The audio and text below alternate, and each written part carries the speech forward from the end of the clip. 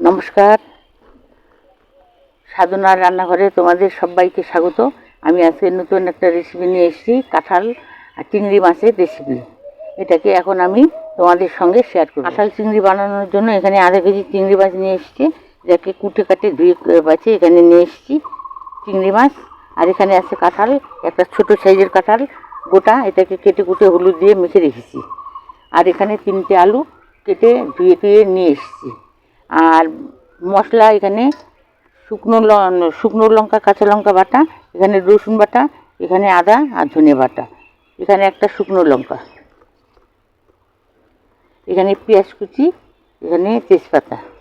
আমি ফোড়নের জন্য নিয়ে এসেছি এখানে জিরে, তারপর জিরের গুঁড়ো, এখানে হলুদ, এখানে লবণ, এখানে সর্ষের তেল আর স্বাদের জন্য একটু চিনি নিয়ে এসেছি।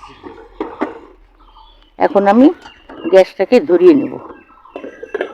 গ্যাস জ্বালিয়ে কড়াইটাকে বসিয়ে নিলাম। এখানে দেবো এখন কাঁঠাল ভাপানোর জন্য একটু জল, 1 গ্লাসের মতো।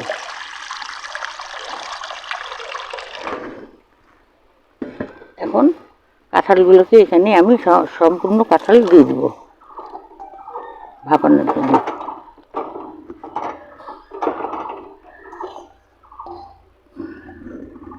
কাঁঠাল এখানে কড়াইতে দিয়ে ভাপানোর জন্য দিয়ে দিচ্ছি।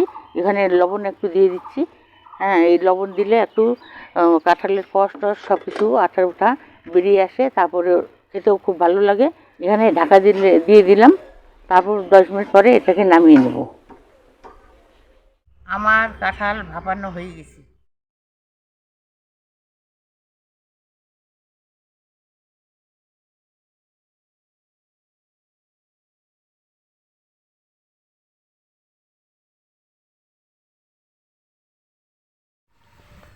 ভাপানো জলটা ফেলে দেবো।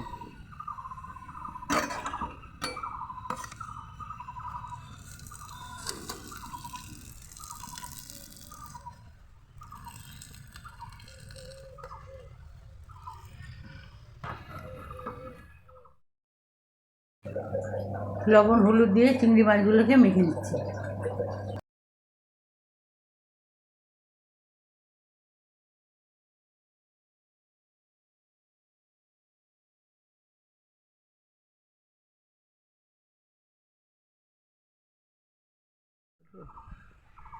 কড়াই গরম হয়ে গেছে, এবার কড়াইতে তেল দেবো।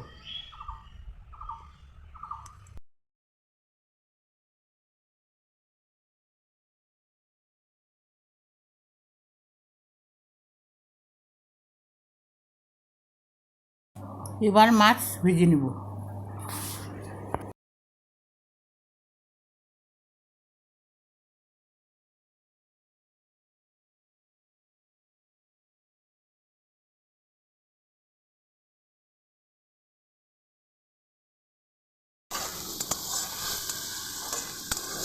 দেখো এভাবে উল্টে দিচ্ছি। চিংড়ি মাছ আমার ভাজা হয়ে গেছে, এখন তুলে নেব।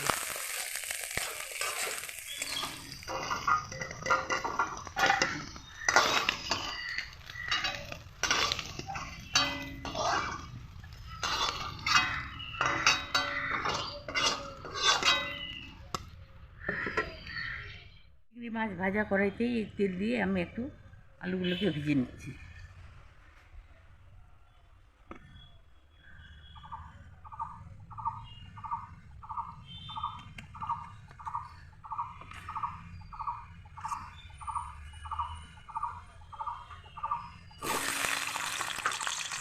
আলু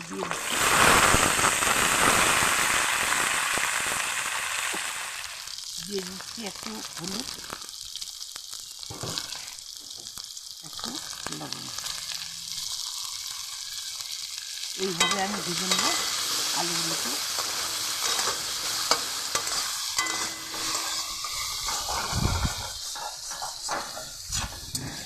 আলুগুলোকে মিডিয়াম করে ভেজে নিলাম, এখন তুলে নেব।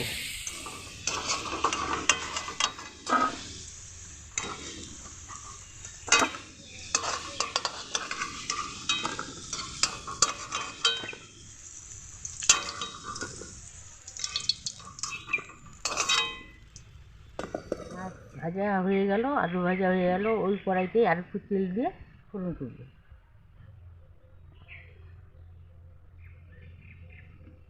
ফোড়নে দিয়ে দিচ্ছি আমি গোটা জিরে,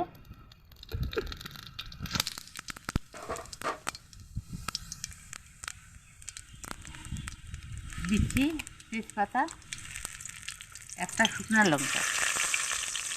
এভাবে আমি ফোড়নটাকে নাড়তে থাকবো। এবার দিয়ে দিব পেঁয়াজ কুচি।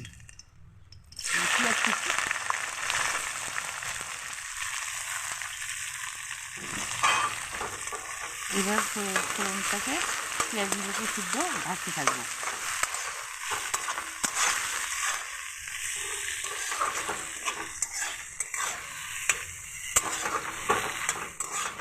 পেঁয়াজ যখন লাল ভাজা হয়ে আসবে তখন সব মশলা একসঙ্গে দিয়ে দেবো। আমার পেঁয়াজ ভাজা হয়ে গেছে, এখন এখানে মশলাগুলোকে দিয়ে দেবো। আদা বাটা নিয়েছি, আদা আর ধনে গুঁড়ো, শুকনো লঙ্কা, কাঁচা লঙ্কা বাটা আর রসুন বাটা। এই মশলাগুলোকে এখন সব শূন্য দিয়ে দেবো।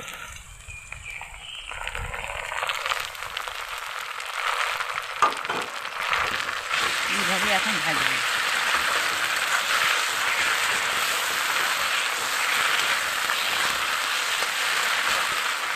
এখন হলুদ গুঁড়ো দিয়ে দিব।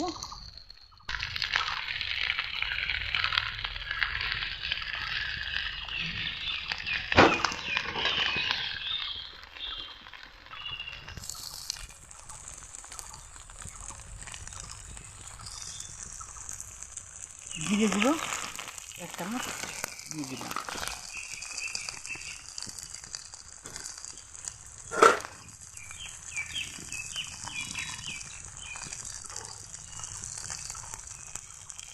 ফোড়নে দিয়ে দেবো একটু চিনি,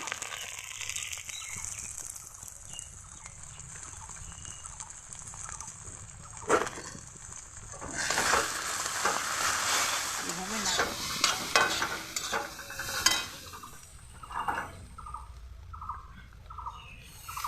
দেখো সব কাটি এখানে দিয়ে দেবো।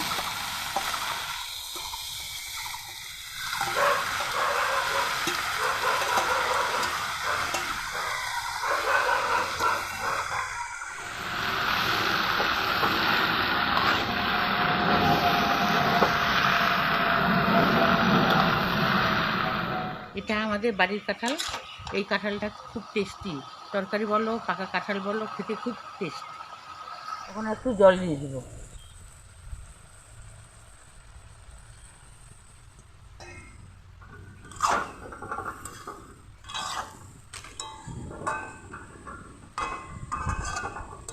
পরে আলু দিয়ে দিব, একটু ঢেকে দিচ্ছি।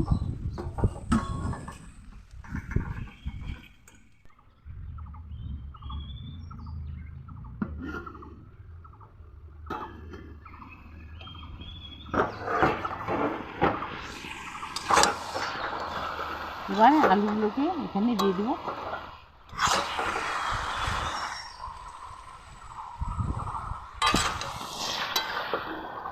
আমি ভাজা আলুগুলোকে এখানে দিয়ে দিচ্ছি। আলু আর কাঁঠাল ভালো করে আবার কষিয়ে নেব। কষিয়ে নিয়ে সামান্য একটু জল দিয়ে দেবো।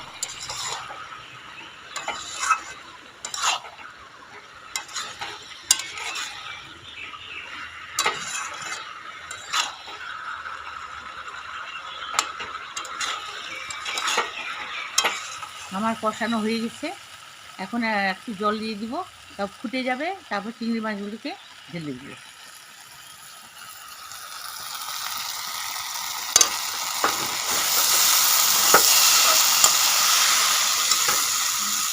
সিদ্ধ হয়েছে কিনা, সিদ্ধ হয়েছে।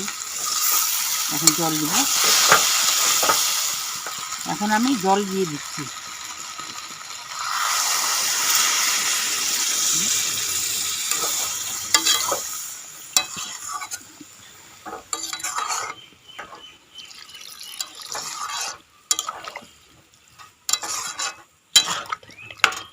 জল দিয়ে দিলাম, সিদ্ধ হতে থাক, তারপরে চিংড়ি মাছ দিয়ে দেবো। আমার কাঁঠালের তরকারি হয়ে গেছে। এখন ঢাকা খুলে চিংড়ি মাছগুলোকে দিই। প্রায় সিদ্ধ হয়ে গেছে। এখন চিংড়ি মাছগুলোকে ঢেলে দেবো।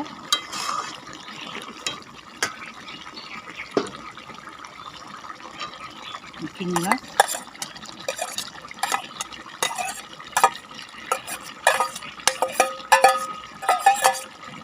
মাছগুলো ঢেলে দিলাম।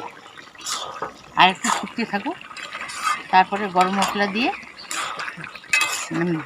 নামিয়ে ফেলবো। চিংড়ি মাছগুলো দিয়ে দিলাম, আর একটু ফুটুক, ঢাকা দিয়ে দিব, তারপরে গরম মশলা দিয়ে নামিয়ে ফেলবো।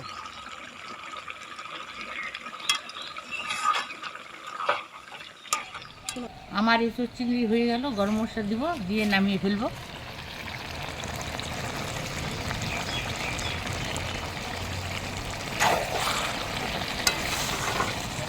গরম মশলা দিচ্ছি।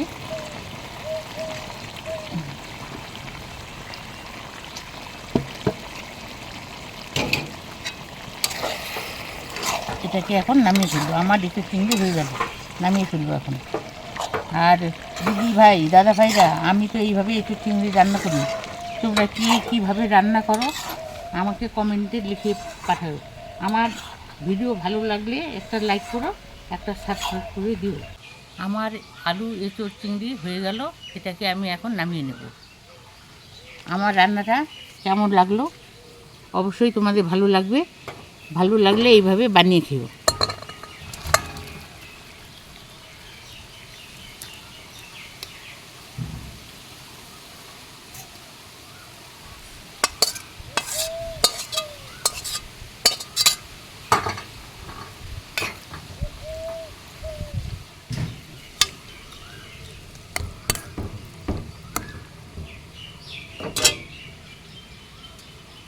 এই রান্নাটা তোমরা অবশ্যই বাড়িতে বানিয়ে খাবে, অবশ্যই ভালো লাগবে। আজকের জন্য ভিডিওটা এখানেই শেষ করলাম।